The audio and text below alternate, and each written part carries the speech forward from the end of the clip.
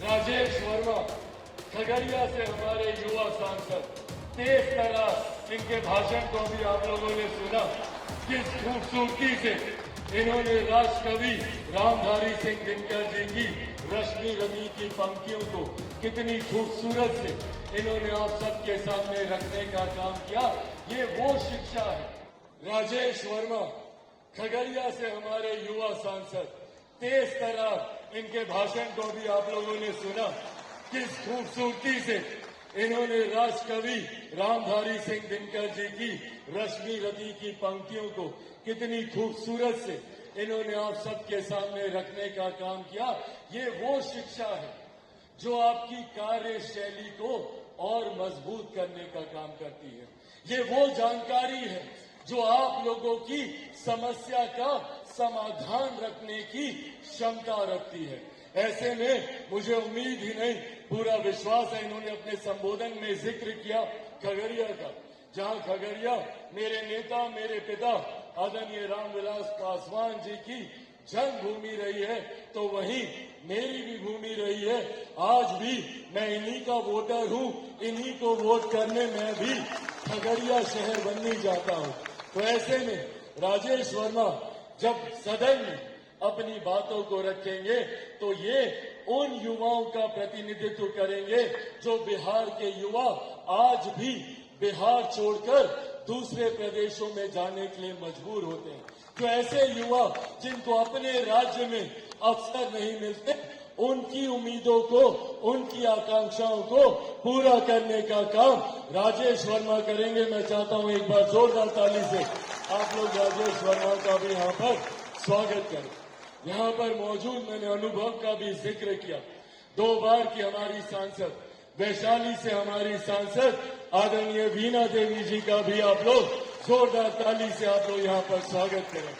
साथियों, कई लोगों ने कई सवाल मुझ पर उठाए जब टिकटों का वितरण हुआ। कई अपनों ने भी सवाल उठाए और बाहर के लोग तो अक्सर सवाल उठाने का काम करते हैं। पर एक बात मैं चाहता हूं कि आप सब भी इस बात को गांठ बांधकर चलें कि माफी मांगने वाले से बड़ा माफ करने वाला होता है। और अगर कोई इंसान ईमानदारी से पश्चाताप करता है और सही समय पर अगर अपनी भूल को सुधारने का प्रयास करता है, तो हम लोगों को भी दिल खोलकर अपनाना चाहिए। पर हाँ, शर्त ये होनी चाहिए कि उस पश्चाताप में ईमानदारी होनी चाहिए। शर्त ये होनी चाहिए कि समय रहकर आपको अपनी भूल को सुधारना होगा।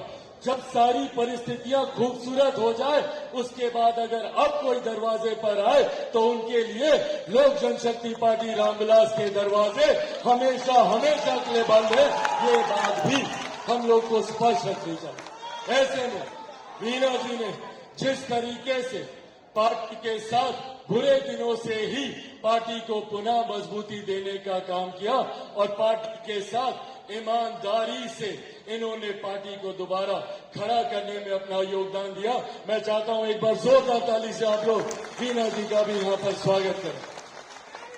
अंत में मेरी कर्मभूमि, 10 सालों से जिसका मैंने प्रतिनिधित्व किया, जो मेरी पहचान बना, जमुई की वो धरती जिसने पहली बार मुझे सांसद बनाकर भारत की संसद में भेजने का काम किया, जमुई की वो धरती जहां पहली बार जब मैं नामांकन करने जा रहा था तो मेरे नेता, मेरे पिता आदरणीय रामविलास पासवान जी मेरा हाथ पकड़कर मुझे नामांकन कराने लेकर जा रहे थे।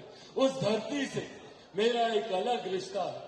मेरा समर्पण जमुई के लिए कल भी था, आज भी है और भविष्य में भी हमेशा रहेगा।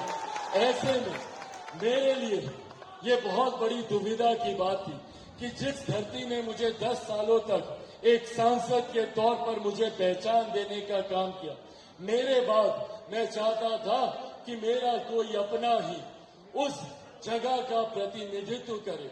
जिस तरीके से एक सांसद नहीं, बेटा बनकर मैंने हमेशा जमुई में काम करने का प्रयास किया, उसी भावना के साथ कोई जमुई के आगे लेकर जाने का कार्य करे। ऐसे में सर्वसहमति से पार्टी ने भी ये फैसला लिया। और हाँ, मेरे जीजा जी अरुण भारती जी को हम लोगों ने वहां से चुनाव लड़ाने का काम किया और मुझे खुशी है कि जमुई की जनता ने भी वही प्यार, वही आशीर्वाद अरुण भारती जी को देने का काम किया।